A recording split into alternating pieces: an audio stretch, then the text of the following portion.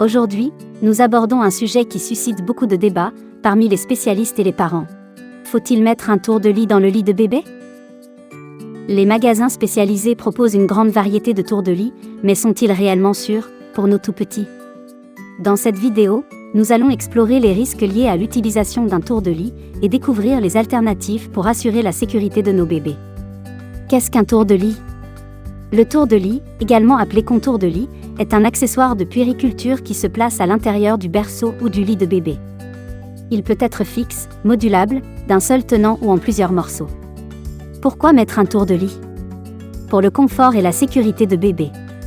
En effet, il sert à éviter qu'il se cogne la tête ou coince ses bras ou jambes entre les barreaux du lit. C'est aussi un élément de décoration pour harmoniser la chambre de bébé. Mais attention! Actuellement, le tour de lit est au cœur de nombreuses polémiques.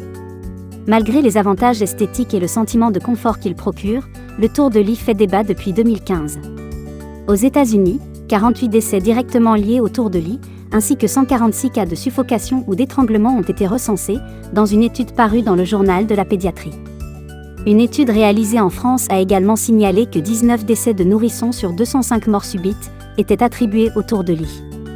En effet, le tour de lit en molleton est dangereux pour un nourrisson. La bouche et le nez de l'enfant peuvent se retrouver contre le tour de lit. Trop petit, l'enfant ne peut s'en dégager. Il suffoque et n'arrive plus à respirer. De plus, si mal fixé, le tour de lit peut se décrocher et provoquer un étouffement.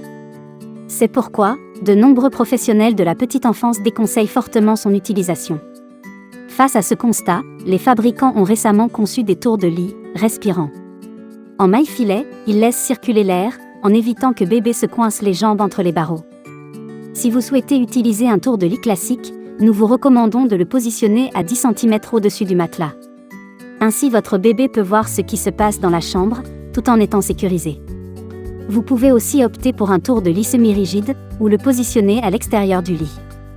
Dans un parc de jeux, le tour de lit classique est idéal pour amortir les chocs contre les barreaux. Il ne doit pas être utilisé pour faire dormir bébé. La question de l'utilisation du tour de lit reste donc en suspens. Les fabricants en proposent toujours de jolis modèles. Les tours de lit tressés sont d'ailleurs très tendance. Si vous choisissez d'en installer un, suivez nos recommandations de sécurité. Voilà, nous avons examiné en détail les dangers liés au tour de lit. Pour retrouver les informations pratiques et les tours de lit sécuritaires que j'ai sélectionnés pour vous, je vous invite à consulter la description de la vidéo. Informez sans tarder les futurs parents que vous connaissez. Rien n'est plus important que la sécurité dans la vie de nos précieux bébés. N'hésitez pas à partager vos expériences ou à poser des questions dans les commentaires ci-dessous. J'aimerais connaître votre opinion. Restez à l'affût, car je vais bientôt publier d'autres vidéos sur des sujets liés à la petite enfance.